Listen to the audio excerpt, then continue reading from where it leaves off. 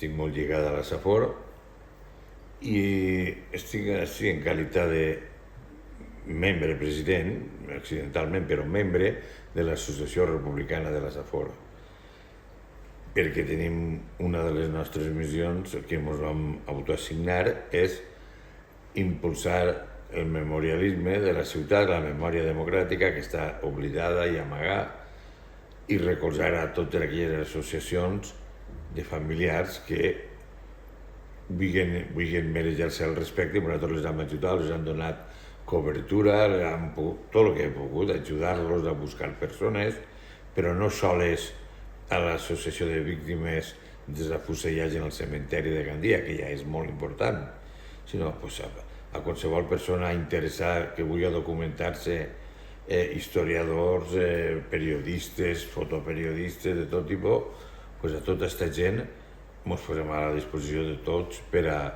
ajudar i col·laborar en el que considerem, en el que puguem.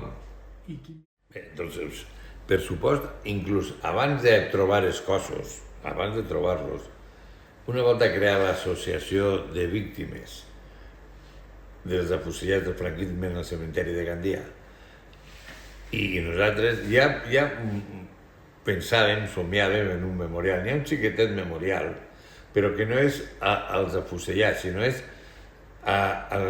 una forma en abstracte a les víctimes de la que van lluitar per la democràcia.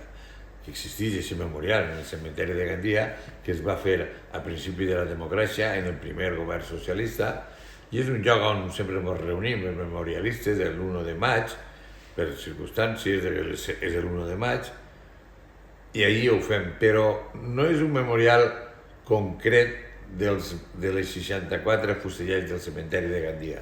I des del principi sempre han tingut il·lusió, sempre ho havíem pensat. Gandia i la Safor, però sobretot Gandia, té un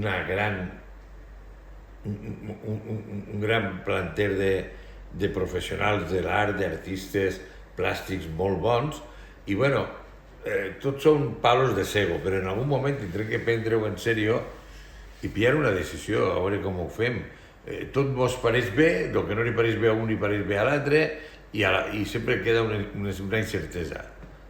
I com el que ens està ocupant ara és trobar-los definitivament tots, ho considerem com un impàs esperar. No sé fins a quin punt hauríem de prendre la iniciativa indistintament de lo que s'acabe o no s'acabe, solventar-ho.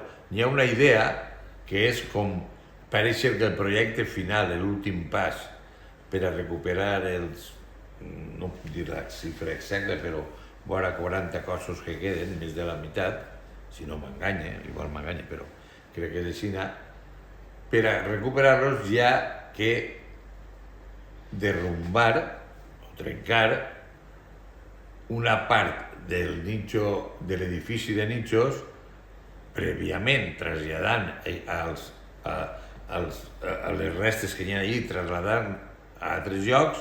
Entonces, com és un tros d'edifici que fa cantó, tirar-lo, i vam dir, ja no refem res ahir, i en aquest quadre, que pot ser aproximadament de 7 metres per 5 o alguna cosa així, una cosa prou digna, podria anar un memorial bonico en el lloc on van estar soterrats. Però no són més que projectes. Primer tenen que aparèixer, hi ha que derrumbar-ho, tenen que aparèixer, estem pegant-li voltes. Nosaltres tècnicament no entenem si això se li pot considerar un memorial, però sí que volem que n'hi hagi memòria, és el que puc dir. Tot va així perquè la casualitat és que l'últim barco en exiliats espanyols va eixir de Gandia, va ser al l'endemà de l'Steinbrück d'Alacant. Era el Galatea, amb vora 200 passatgers, i entre ells anava, però a més de forma molt rocambolesca, molt clandestina, Juli Just Jimeno, que va ser ministre d'Obres Públiques de la República, del Front Popular, era valencià, de la ciutat de València, representava el govern mitjançant Esquerra Valenciana, i va eixir de Gandia en la dona i 3 fills. En el llistat de de l'eixida només costen els fills i la dona, ell no, perquè també, casualitats de la vida, en aquest mateix vaixell també anava Casado, el colpista, i membres de la seva junta. O sigui, era una situació estranya. Conclusió, a mitjà de la mar, aquest barco anava a Londres i ells les van passar a un altre barco i van aparèixer en Port Vendrés, al sud de França. I l'home va viure en París, va representar a la República, era molt volgut perquè recolzava molt a totes les persones que anaven al seu despatx a buscar ajuda, tant republicans com immigrants, simplement, en els anys 50 i 60. Era un home molt volgut i va morir, i va ser soterrat. Ell va dir que no volia entrar en Espanya mentre estiguera Franco. Va morir l'any 73 i el van soterrar en Port Vendrés. Té una tomba molt digna, de césped, perquè la seva filla que viu, l'única filla, no, perdó, viuen dos filles, un fill i una filla, millor dit. La filla, que és presidenta de la nostra associació, que vam contactar en ella i està molt involucrada, ella ens ha animat que farem això, i ens va donar la idea.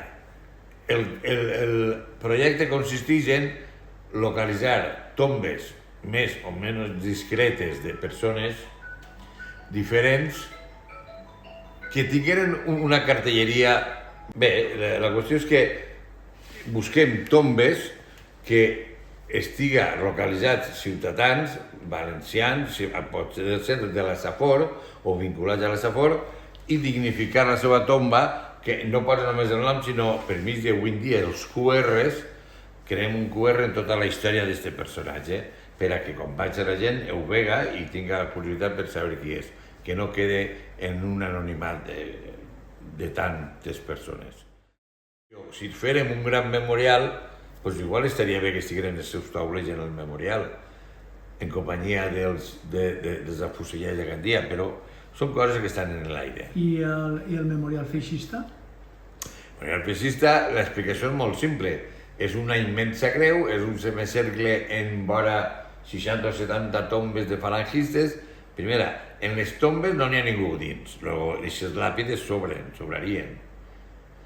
Quedaria la creu, i la creu, al no dur ninguna simbologia dels falangistes, ni de Franco, ni de res, pareix ser que consideren que no n'hi ha raó per a llevar-la, i ahí es quedaria la creu.